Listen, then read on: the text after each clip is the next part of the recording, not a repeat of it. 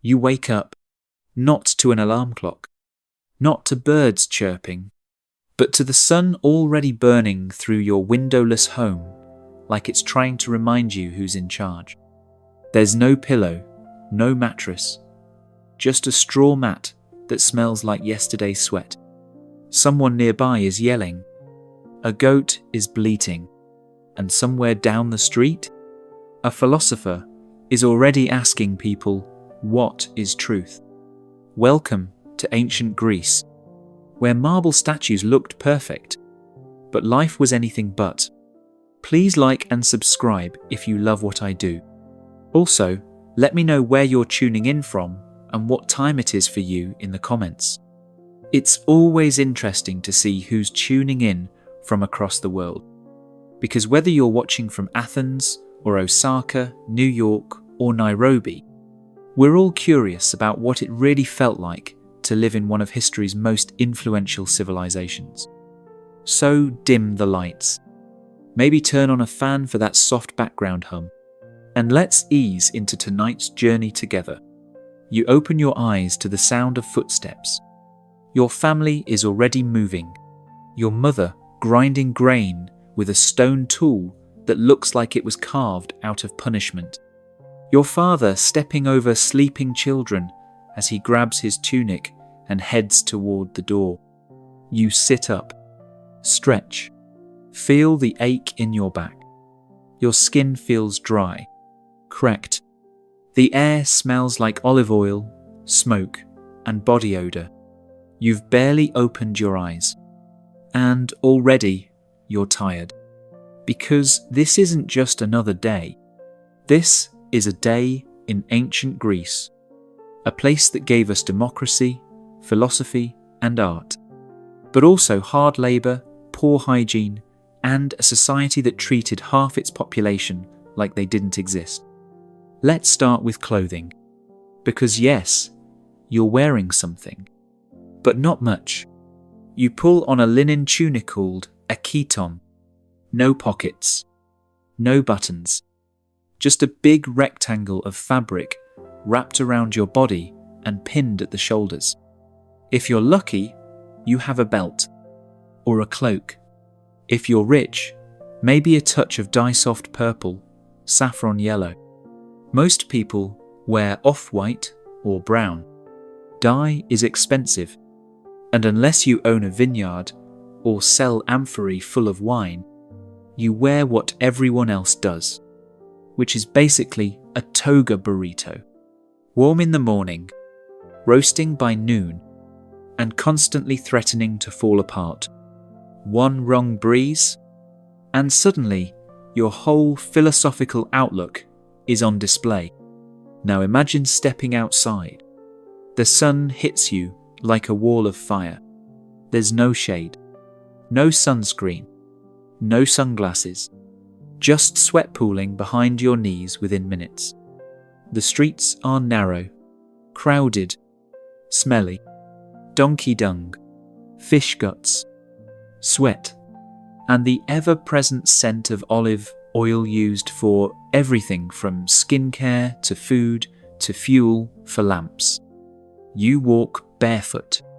Sandals are for the wealthy. Even shoes were a luxury. Your feet stick to the dirt. Flies buzz around your head. You swat them away. They don't care. Nothing here does. Now let's talk hygiene. Because in ancient Greece, being clean wasn't about health. It was about status. There are no toothbrushes, no soap, no running water unless you live near a fountain used by 10,000 strangers before you. You wash using oil and a curved bronze scraper called a strigil. Yes, that means slathering yourself in oil, then scraping it and all the grime stuck to eat off with a metal blade. Imagine rubbing salad dressing on your body, then shaving it off with a butter knife. That's your skincare routine. And if you think that sounds glamorous, remember, everyone else is doing it too. Often naked. In public. Breakfast? Oh yeah. Time to eat. And by eat, I mean chew. Hard. Barley bread. Stale. Dense. Tastes like sandpaper soaked in regret. There's no jam. No eggs. No coffee. Just bread. And wine. Watered down wine. Because drinking straight wine was for drunks. And drinking water straight was for people who liked getting sick. You sip slowly. Try not to taste the dust. You squat in the corner, chewing like everyone else. Children run past you. Old men argue politics. Goats wander through the streets like they own the place. And maybe they do. Now it's time for work. Or school. Depends on your gender. If you're a boy, you might go to a teacher. Learn poetry, music, math. If you're lucky, maybe even wrestle at the gymnasium naked, of course. That's just how they rolled. If you're a girl, you stay home, spin wool, grind grain, fetch water, cook, raise kids, and try not to speak out of turn. Because in most city-states especially, you don't vote. You don't debate. You don't lead. You serve. And if you're born a slave, well, you work harder than anyone and never get paid. Social structure? Ancient Greece had it down. At the top, free male citizens. Below them, women. Further below, slaves. Slaves could be bought, sold, worked until they died. Some were prisoners of war. Others were born into servitude. Still others were debtor-sold by their families to pay off debts.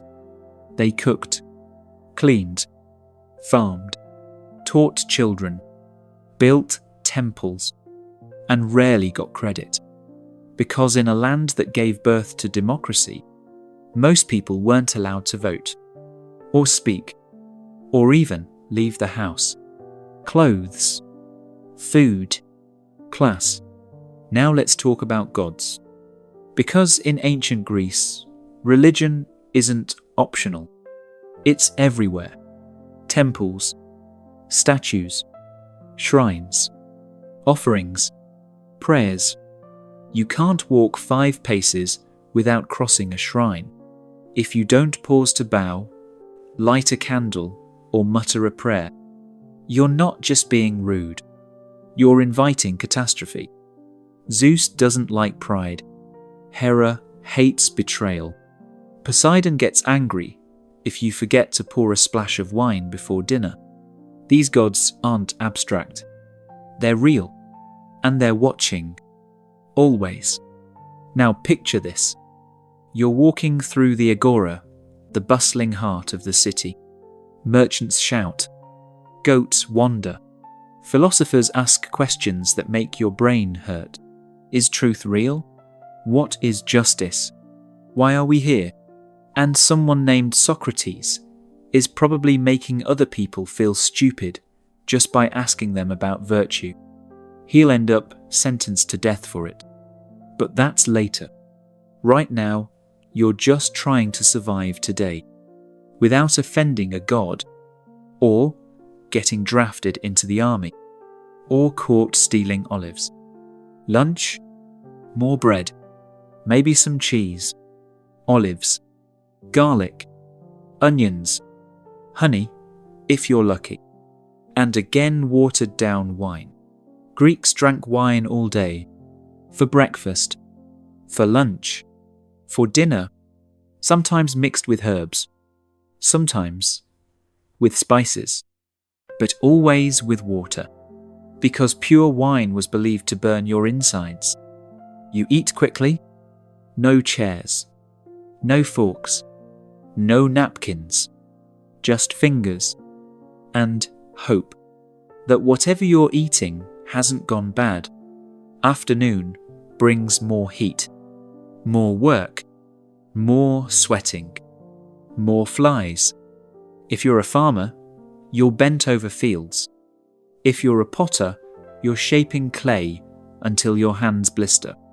If you're a soldier, you're training with a wooden sword under the judgmental gaze of Athena.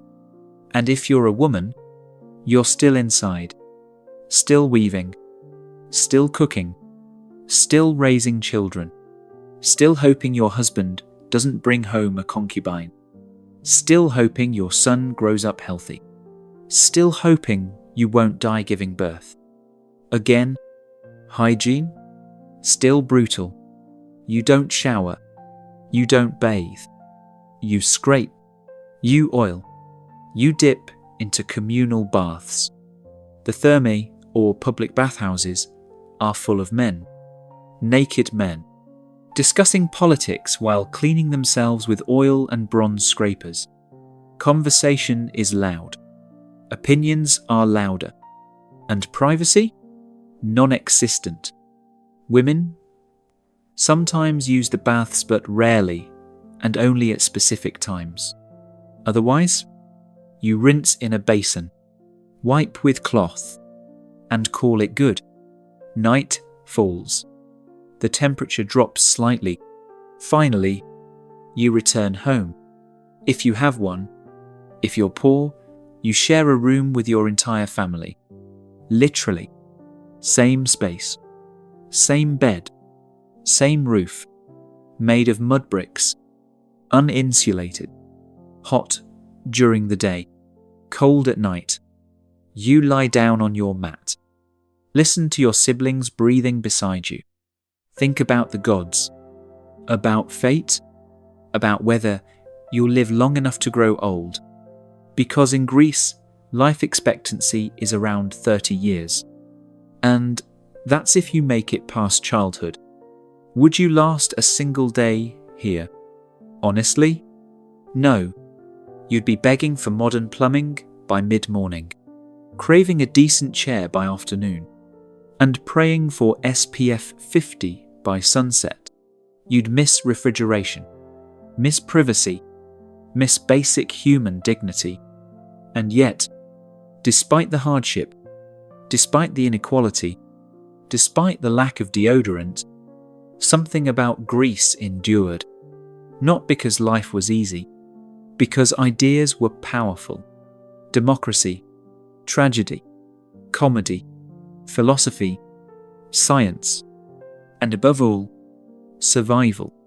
Because even with no medicine, no rights for most, no comfort, no safety net, people lived. They built, they debated, they dreamed, they wrote, they painted, they sculpted, they danced, they sang, and they left behind a blueprint for Western civilization.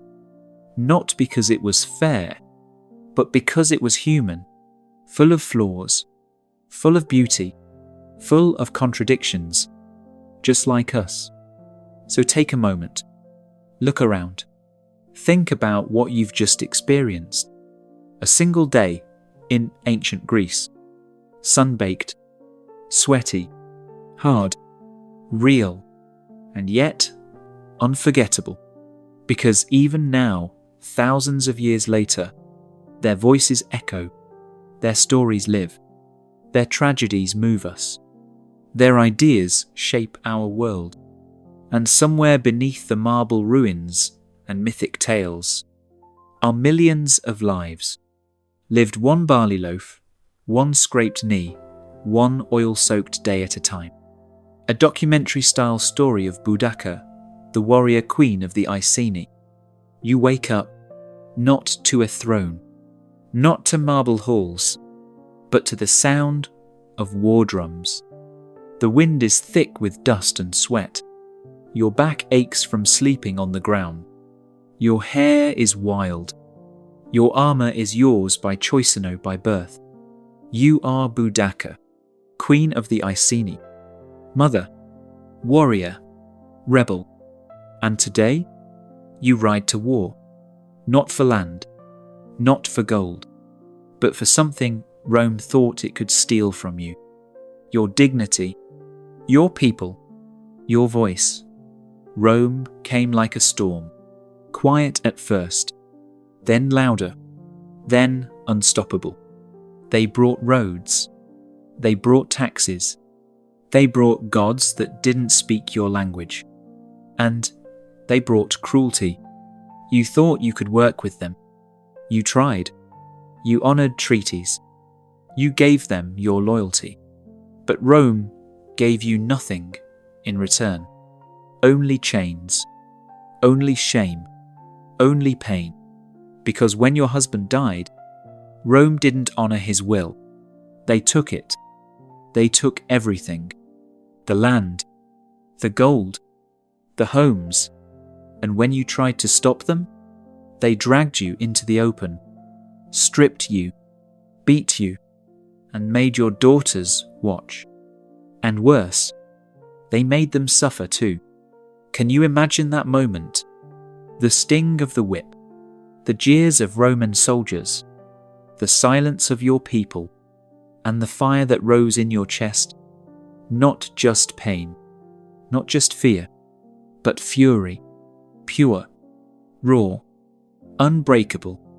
And in that pain, you found purpose, not just to survive, but to avenge. You didn't ask for this. But now you had no choice, because Rome had made a mistake. They had underestimated a mother, a queen, a woman, and now you were going to make them pay. You stood before your people, not in silk, not in gold, but in leather, in blood, in fire. You didn't speak Latin. You didn't need to. You spoke truth.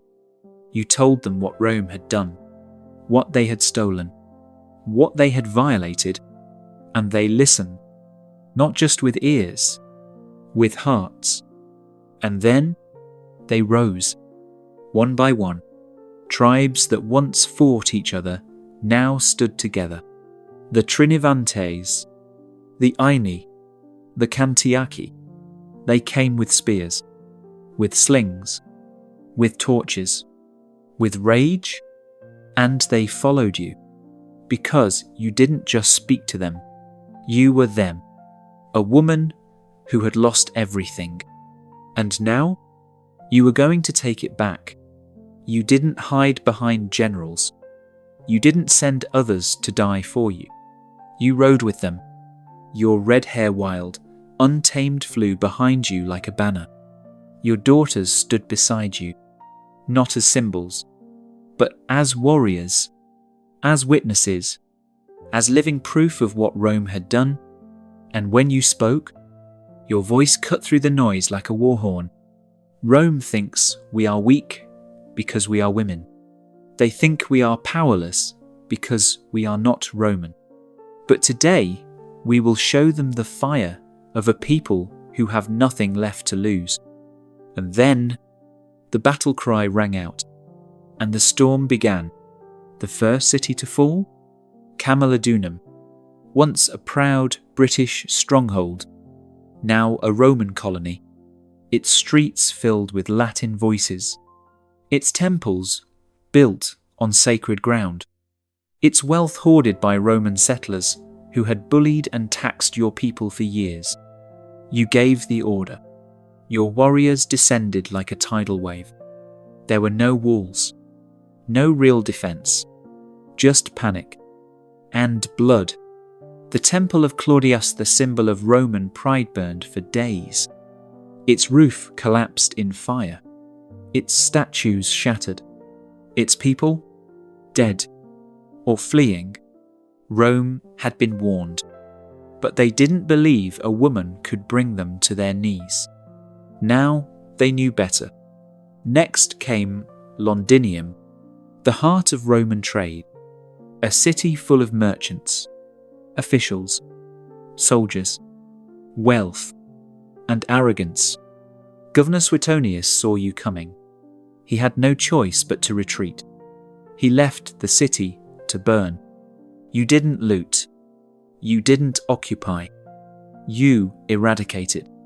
Your warriors tore through the streets with the rage of generations. They didn't just kill. They reclaimed. With every Roman life taken, with every villa set ablaze, with every statue smashed, you were writing a new story. A story where Rome didn't rule, where Celtic pride rose from the ashes, and where queens didn't kneel.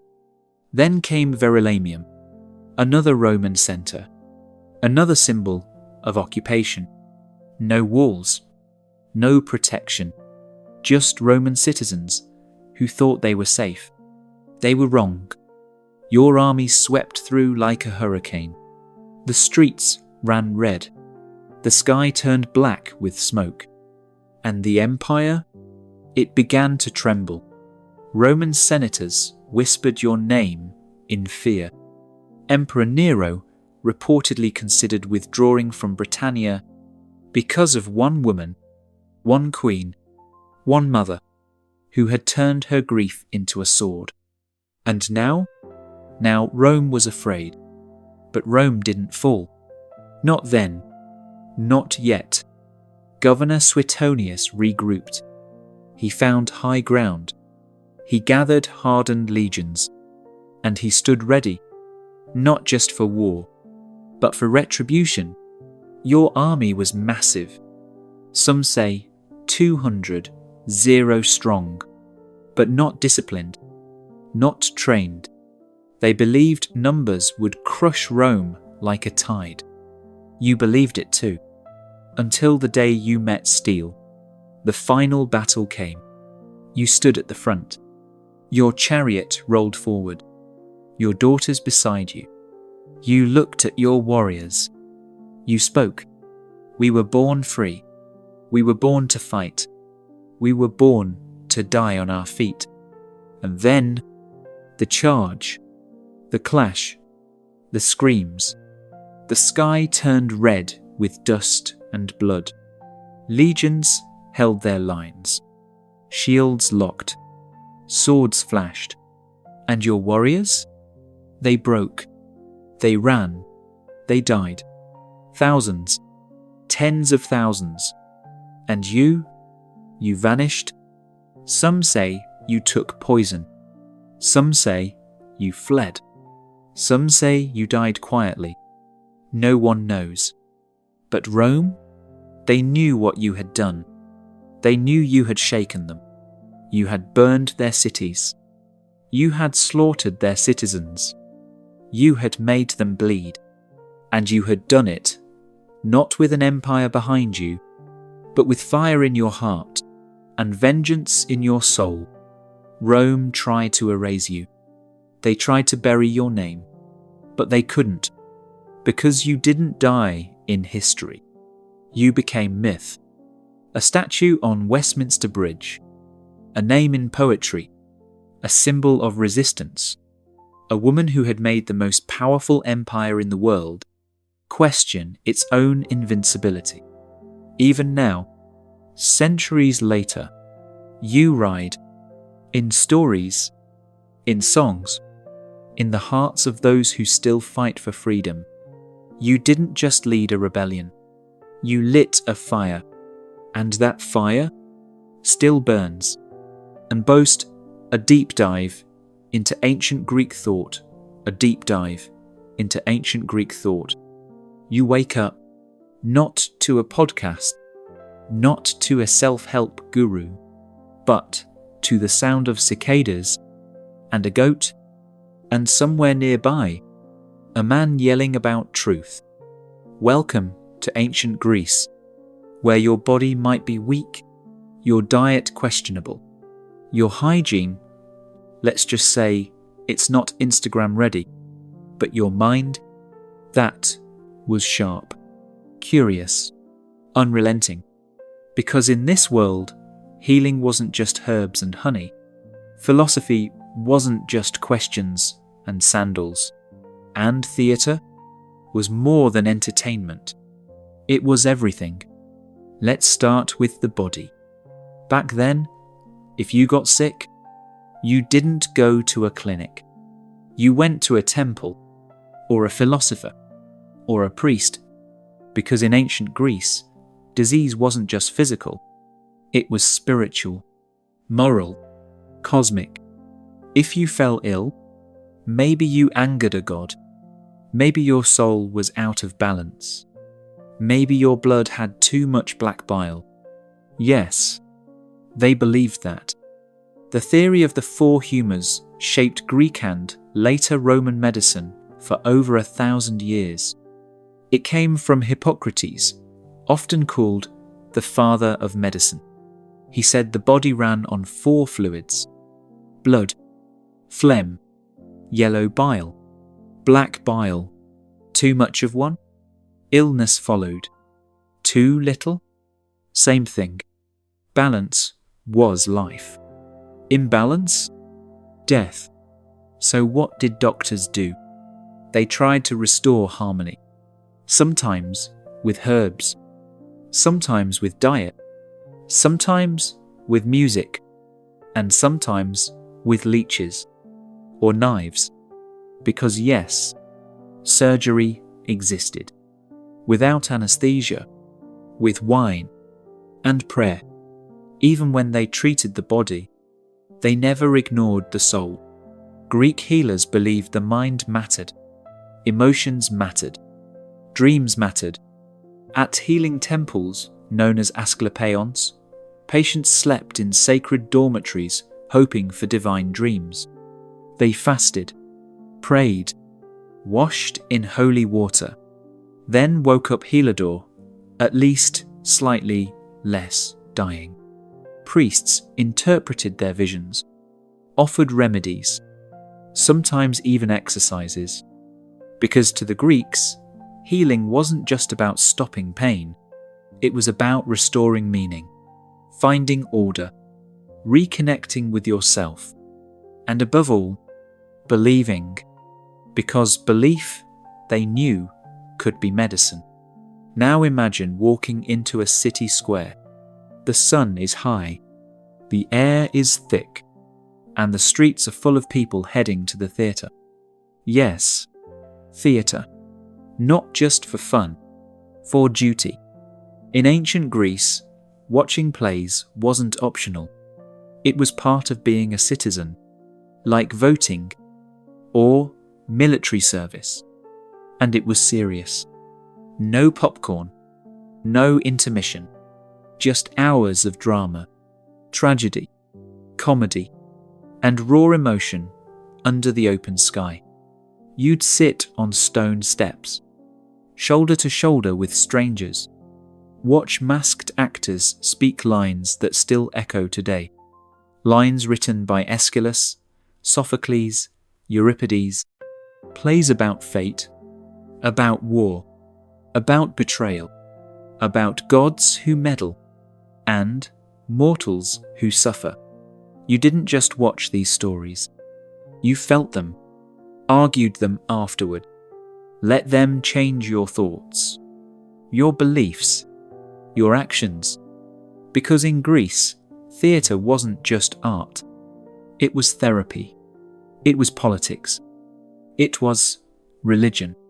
It was life. And speaking of life, let's talk about the gods.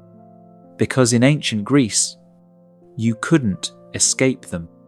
They were everywhere. On statues, in myths, in dreams, in sickness, in health. If you got sick, it wasn't just germs. It was punishment. Zeus was angry. Artemis cursed you. Apollo struck you down. Or maybe you forgot to offer incense at sunrise. Whatever it was, you offended someone. So you prayed. You sacrificed. You made offerings. To Asclepius, the god of healing. To Athena, goddess of wisdom. To Demeter, keeper of fertility. To Hades, if things got really bad. Ritual wasn't superstition. It was structure. It gave shape to suffering, gave purpose to pain, made chaos feel almost understandable.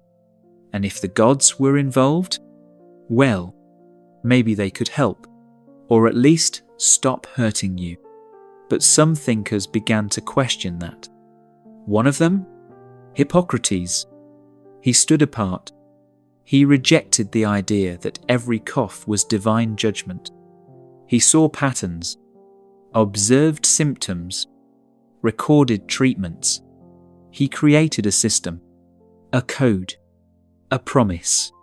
I will use treatment to help the sick according to my ability and judgment. I will not give poison to anyone, though asked. I will respect the hard-won scientific gains of those physicians who preceded me. That's the Hippocratic Oath. B, still recited by doctors today. Only now it's been updated. We don't swear by Apollo anymore. But back then, it was radical, because Hippocrates said, disease has a natural cause, not divine wrath, not moral failure, not random cruelty. He wasn't entirely right. His theory of the four humours would mislead medicine for centuries. But he was asking the right questions, and that changed everything. Then there was philosophy, which wasn't just thinking. It was living, debating, challenging, questioning. Imagine sitting under an olive tree, Socrates across from you. He asks, "What is justice?" You answer. He says, "But why do you think that?" You explain. He says, "But what does justice mean if no one agrees on it?" And suddenly, your head hurts. Welcome to dialogue, Lee. Welcome to reason, End 4. Welcome to being questioned until you're certain you know nothing. Socrates made people uncomfortable. He made them doubt. He made them think, until Athens decided he was too dangerous and sentenced him to death. Officially, it was corrupting the youth and not believing in the gods. Unofficially, he talked too much and too loudly. So while Socrates drank hemlock for asking too many questions, others kept searching. Plato wrote it all down. Aristotle taught Alexander the Great, and Galen expanded on humorism centuries later in Rome. They didn't have microscopes. They didn't have antibiotics. But they had curiosity and logic and the stubborn belief that humans could understand themselves through reason, through ritual, through observation, through faith. Meanwhile, back at the temple of Asclepius, a patient sleeps, dreams of snakes, wakes up healed, or maybe just hopeful, because healing wasn't just about curing the body, it was about calming the spirit, restoring balance, feeling seen. And in a world without MRI scans or antidepressants, that was powerful. Spiritual healing, community support, cleansing baths, music, poetry. These were tools, real ones, used by real people who lived real lives and died real deaths. Would you last a day here? Probably not. You'd miss your doctor, your shower, your privacy, your right to question authority without getting poisoned.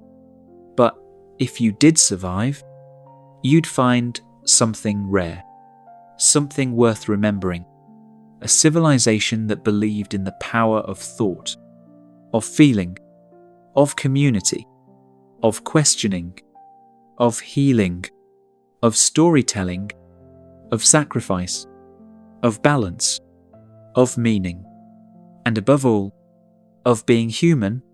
So take a breath, look around, think about where we've come from and how far we haven't, because even now, thousands of years later, we still ask the same questions.